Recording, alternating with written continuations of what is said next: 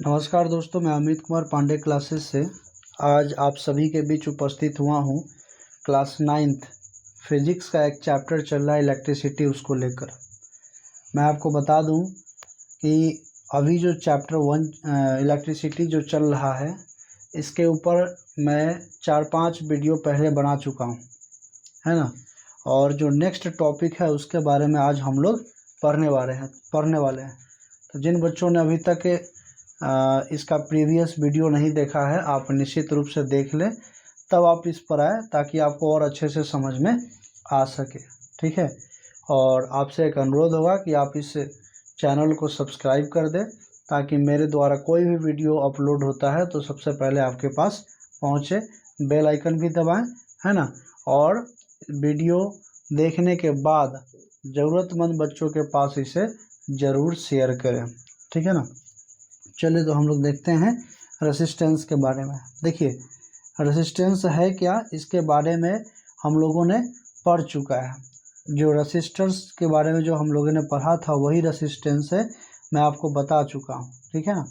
अब थोड़ा सा पढ़ना है कि ये कितने तरह के होते हैं। तो ये 2 तरह के होते हैं, एक सीरीज और दूसरा पैरेलल, है ना। जैसे हमारे घर में ऐसे बहुत सारे चीज़ हैं, जो वस्तुएं हैं, इलेक्ट्रिकल एप्लायंसेज हैं, जो सीरीज में भी हैं और पैरेलल में भी हैं। तो कैसे पहचानेंगे? तो आज जब आप इस वीडियो को देखेंगे तो देखने के बाद आसानी से पहचान सकते हैं कि कौन सा सर्किट जो है ये सीरीज है और कौन जो है वो पैरेलल है, ठीक है ना। जैसे हम लोग अपने घरों में रेडियो का इस्तेमाल करते हैं, टीवी का इस्तेमाल करते हैं, बल्ब, फैन वगैरह ये सब का इस्तेमाल करते हैं। तो इन्हीं चीज़ों के बारे में हम लोग जानेंगे कि कौन सीरीज में है और कौन पैरेलल में, ठीक है ना। देखिए सीरीज में होता क्या है कि आप सीरीज कहने का मतलब ये कह सकते हैं कि एक ही लाइन में आगे की तरफ बढ़ते चला जाना, मतलब एक स्विच से कनेक्शन होना, ठीक है। जैसे 6, 8, 10, 12, 15 बल्ब लगे हुए हैं और उस सभी का कनेक्शन एक ही स्विच से दिया गया है, ठीक है। तो हम ये कह सकते हैं कि क्या है, सीरीज है, ठीक है। इसका सबसे अच्छा एग्जांपल मैं आपको दे देता हूँ। आप दीपावली के समय आप घर के आगे जो हैं क्या बोलते हैं उसको, चाइनीज़ लाइट हम लोग जलाते हैं, है ना। वो एक सबसे अच्छा एग्जांपल है सीरीज का, ठीक है ना।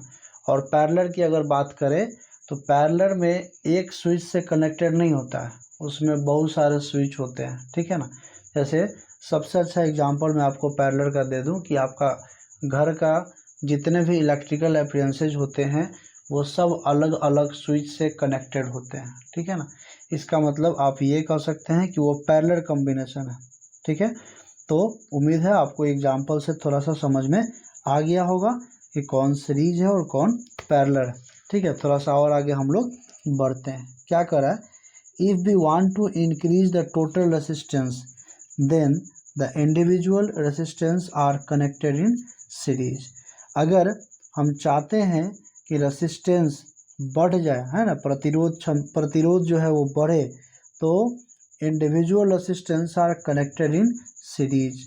तब इंडिविजुअल रेसिस्टेंस को जो है उसको सीरीज में कनेक्टेड किया जाएगा, ठीक है। दूसरा, if we want to decrease the resistance, अगर आप रेसिस्टेंस को कम करना चाहते हैं, then the individual resistance are connected in parallel. तब आपको क्या करना होगा, पैरेलल कॉम्बिनेशन में रेसिस्टेंस को क्या करना होगा, जोड़ना पड़ेगा, ठीक है। उम्मीद है आपको समझ में आ गया होगा। फिर हम लोग आगे बढ़ते हैं, ठीक है। ये देखिए मैं आपको फिगर के माध्यम से एक समझाना चाहता हूँ। ये सीरीज हो गया, ठीक है। ये R1 R2 जो है वो रेसिस्टेंस है, एक रेसिस्टेंस यहाँ हो गया, एक रेसिस्टेंस यहाँ हो गया, है ना। ये दोनों जो है एक ही वे में कनेक्टेड है और इस सब का कनेक्शन जो है एक स्विच से होगा, ठीक है। और ये आपका पैरेलल का एग्जांपल है ना।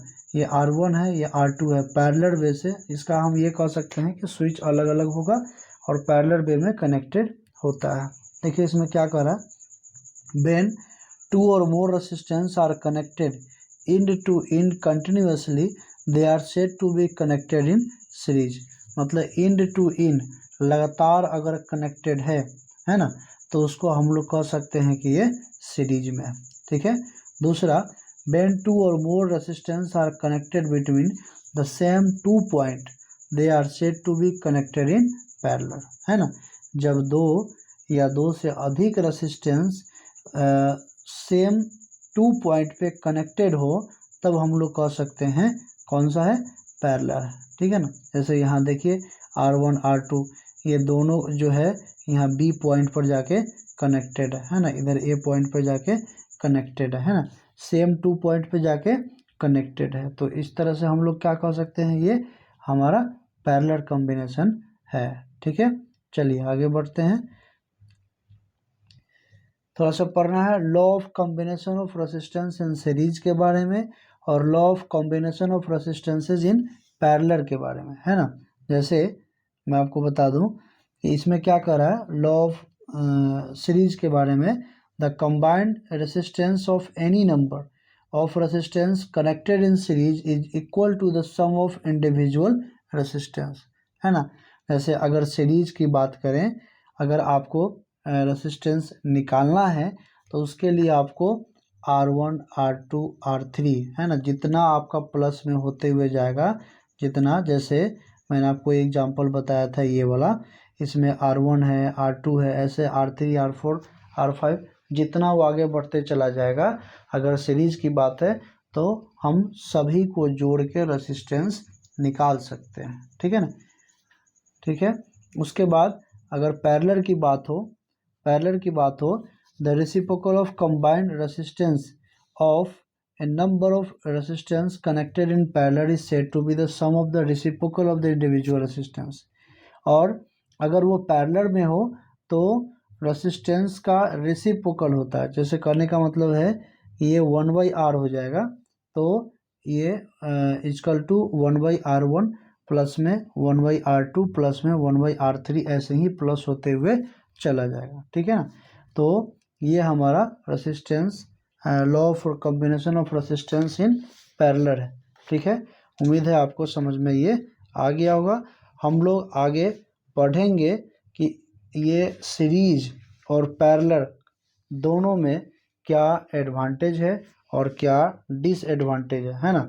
अगर हम सीरीज में बल्ब को जोड़ते हैं तो इससे हम लोगों को क्या नुकसान है, और अगर पैरेलल वे में बल्ब या पंखे वगैरह कुछ भी अगर हम लोग इलेक्ट्रिकल एप्लियंसेस को जोड़ते हैं तो उससे क्या फ़ायदे या नुकसान है, ये हम लोग नेक्स्ट वीडियो में देखेंगे।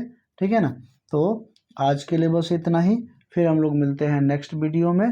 Thank you.